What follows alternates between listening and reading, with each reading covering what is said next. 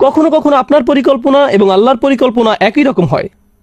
মাঝে মাঝে, যেমন কখনো আপনি ইচ্ছা করলেন কোথাও যাওয়ার, আর আল্লাহ আপনাকে সেখানে যাওয়ার সুযোগ করে দিলেন। কোন একটি কলেজে ভর্তি হওয়ার ইচ্ছা করলেন, আর আল্লাহ আপনাকে সুযোগ প্রদান করলেন। সিদ্ধান্ত নিলেন দ্রুত গ্র্যাজুয়েট হওয়ার, আর আল্লাহ আপনাকে সুযোগ প্রদান করলেন। এর অর্থ হলো আপনার প্ল্যান এবং আল্লাহর প্ল্যান একই ছিল সেই একটি বিষয়ের জন্য। কিন্তু মাঝে মাঝে আপনার এবং আল্লাহর পরিকল্পনা একই রকম থাকে না। অনেক সময় ভাবছিলেন 10 বছর ধরে চাকরিটা করবেন, 6 মাস পরে আপনাকে ছাঁটাই করে দেওয়া হলো। কোন একটা ভার্সিটিতে ভর্তি হওয়ার আবেদন করলেন, আপনার সবকিছুই ছিল সেরা, কিন্তু তবুও চান্স পেলেন না। অন্যদিকে আপনার চেয়ে অনেক কম যোগ্যতা সম্পন্ন বহু ছেলে মেয়ে চান্স পেয়ে গেল। অনেক সময় আপনার এবং আল্লাহর পরিকল্পনা একই রকম থাকে না। এই আয়াতগুলো শিক্ষা দিচ্ছে সব সময় সবকিছু আমার পরিকল্পনা অনুযায়ী কাজ করবে না। তবুও আমাকে পরিকল্পনা করে যেতে হবে, তবুও আমাকে চেষ্টা করে যেতে হবে। কিন্তু দিন শেষে আল্লাহ সিদ্ধান্ত নিবেন পরিকল্পনাটি বাস্তবায়িত হবে কি হবে না। আযকুর রাব্বাকা ইযা নাসিত। এরপর আসছে এই আয়াতের সবচেয়ে শক্তিশালী অংশ। আমি এর উপর অতিরিক্ত কিছু সময় ব্যয় করতে চাই। এটা আসলেই সমগ্র কোরআনের অন্যতম সুন্দর একটি শিক্ষা। যদি একজন মুসলিম এটা বুঝতে পারে, তার জীবনটা সহজ হয়ে যাবে। ওয়াকুল আসা আইয়াহদিয়ানি রব্বি লিআকরাবা মিন হাযা রাশাদা। এই শব্দগুলো হলো একটি দোয়া। দুয়ার চেয়েও এটা আশায় পরিপূর্ণ একটি বিবৃতি। চলুন এই দৃষ্টিকোণ থেকে এর সাথে পরিচিত হই। আপনি ভবিষ্যৎ নিয়ে চিন্তা করছেন, শুধু আসা শব্দটি ব্যবহৃত হওয়ার দরুন। তারাজ্জি, আরবিতে যাকে বলা হয় হরফুত তারাজ্জি বা ফিআলুত তারাজ্জি, এমন ক্রিয়াপদ যা আশা প্রকাশে ব্যবহার করা হয়। আল্লাহ আমাদের এই আয়াতে শেখাচ্ছেন মুসলিমকে অবশ্যই ভবিষ্যতের ব্যাপারে আশাবাদী হতে হবে। কোরআনের প্রতি আমাদের ঈমান ভবিষ্যতের ব্যাপারে আমাদেরকে আশাবাদী করে তোলে। আমি পরোয়া করি না খবরে কি আসে, আমি পরোয়া করি না গতকাল কি ঘটেছে, এর আগের দিন বা এর আগের দিন কি ঘটেছে। আমি মুসলমানদের এমন গ্রুপের অন্তর্ভুক্ত হব না যারা বসে বসে বলে উম্মার পরিস্থিতি দিন দিন শুধু খারাপ থেকে আরো খারাপ হচ্ছে, ও আল্লাহ, আর সামনের পরিস্থিতি শুধু আরো খারাপ হবে, সামনে আরেকটা ট্র্যাজেডি আসছে, আমি গ্যারান্টি দিচ্ছি, দেখো কি ঘটে। তুমি মনে করেছো 9/11 খারাপ ছিল, কিছুই না, ওটা আসলে কিছুই না। ও মাই গড, দেখো এখন উম্মার কি অবস্থা হয় এবং দেখো তারপর কি হয়। এই মনোভাব সরাসরি কোরআনের আয়াতটির বিরোধী, শুধু আশা শব্দটির কারণে। আপনার তো এই আশায় বুক বাঁধার কথা যে আল্লাহ পরিস্থিতি উন্নত করে দিবেন আপনার নিজের জন্য, চারপাশের মানুষের জন্য, মানবতার জন্য। আপনার তো এই দৃষ্টিভঙ্গি থাকার কথা। তারপর তিনি বলেন, আর নিজের ভবিষ্যতের ব্যাপারে কি বলবেন? আসা আন ইয়াহদিয়ানি রব্বি, সম্ভবত আমার রব আমাকে পথ দেখাবেন। নিজের ভবিষ্যতের জন্য সবচেয়ে আশাবাদী কোন জিনিসটি আপনি পেতে পারেন? সবাই ভালো চাকরি চায়, ভালো অর্থনৈতিক অবস্থা চায়, ভালো পারিবারিক অবস্থা চায়, সুস্বাস্থ্য চায়। আমরা এগুলো সব চাই, কিন্তু জানেন সবচেয়ে মৌলিক যে জিনিসটি আমার আপনার প্রয়োজন, যা অক্সিজেনের চেয়েও বেশি মূল্যবান, তা হলো আল্লাহর হেদায়েত। একবার এটা পেয়ে গেলে সবকিছু ঠিক হয়ে যাবে, কিন্তু হেদায়েত না পেলে আপনার আসলে কিছুই নেই। এই আয়াত আশাবাদী করে তোলে যে আল্লাহ আমাকে পথ দেখাবেন। আসা আইয়াহদিয়ানি রব্বি, আমার প্রভু আমাকে পথ নির্দেশনা দান করবেন, তিনি আমাকে ভুলে যাবেন না। ভবিষ্যতের জন্য ওয়াদা দেওয়ার সময় আমি তার স্মরণ করব, তাহলে তিনিও ভবিষ্যতে আমাকে স্মরণ করবেন।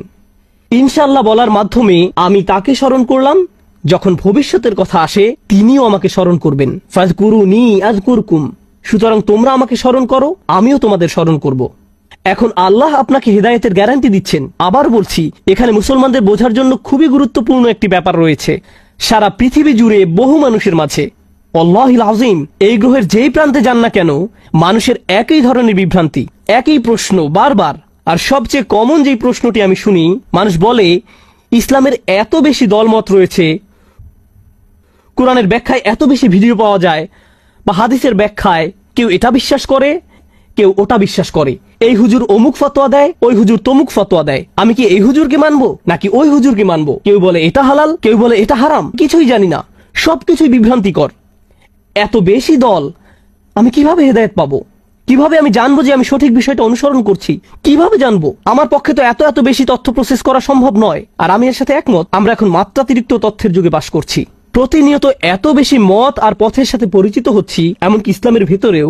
এই হলের ভিতরে বসা শ্রোতাদের দিকে লক্ষ্য করুন, যদিও আমরা একই এলাকার, আপনি যেভাবে ইসলাম শিখেছেন তা আপনার পাশের জন থেকে খুবই আলাদা।